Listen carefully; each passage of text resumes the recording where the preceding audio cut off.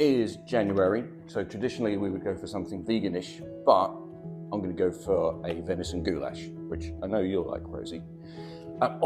Hugely exciting news. Thank you to the 100th subscriber. You know who you are. Thank you very much.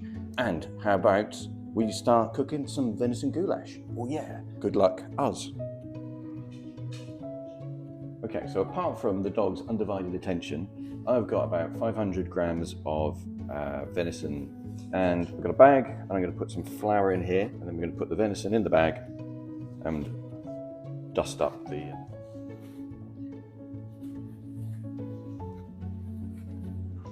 Going to add a little bit of black pepper on there, and on a high heat, we're going to fry in batches this venison. It's important to do it in batches, otherwise you'll get too much liquid from the meat and it will stew instead of frying.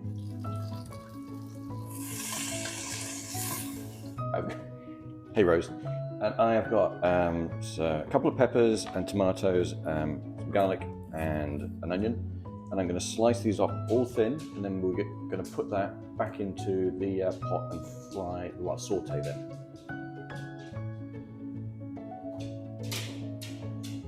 Nearly.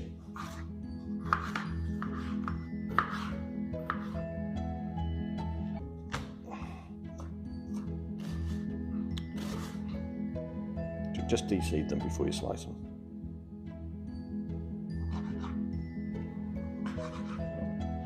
Turn the heat down a little bit, and we're going to put everything apart from the tomatoes in just to saute for about 5 minutes.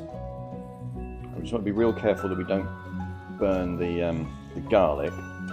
So I'm going to let this stuff saute for a little while first, for a few minutes, just before I add that.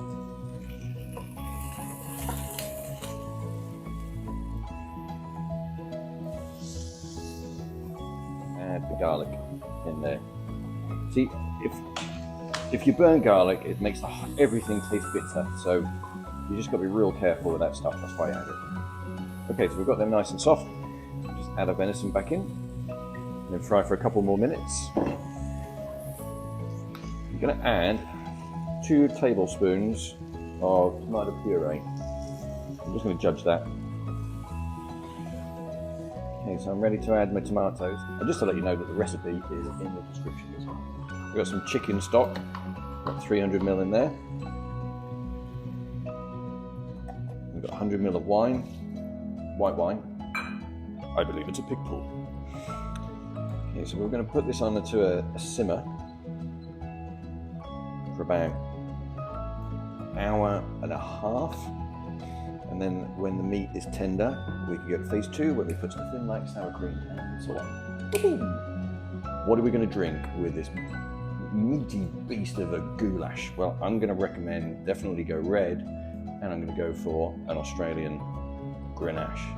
Check it out. Okay, we are 90 minutes later. Okay, so let's check this is okay. I've got my piece of venison here. And my fork goes through it. We are ready. 150 ml of sour cream. Well, I'm going to add 150 ml of sour cream to it. Give that a bit of a stir. Meanwhile, time for a quick sip. Let me just let the sauce thicken up just a little bit. Just chop up some flat leaf parsley. This sauce has thickened up real nice and absolutely wonderful. I'm going to serve this with some basmati rice. I'm going to put a little bit of paprika.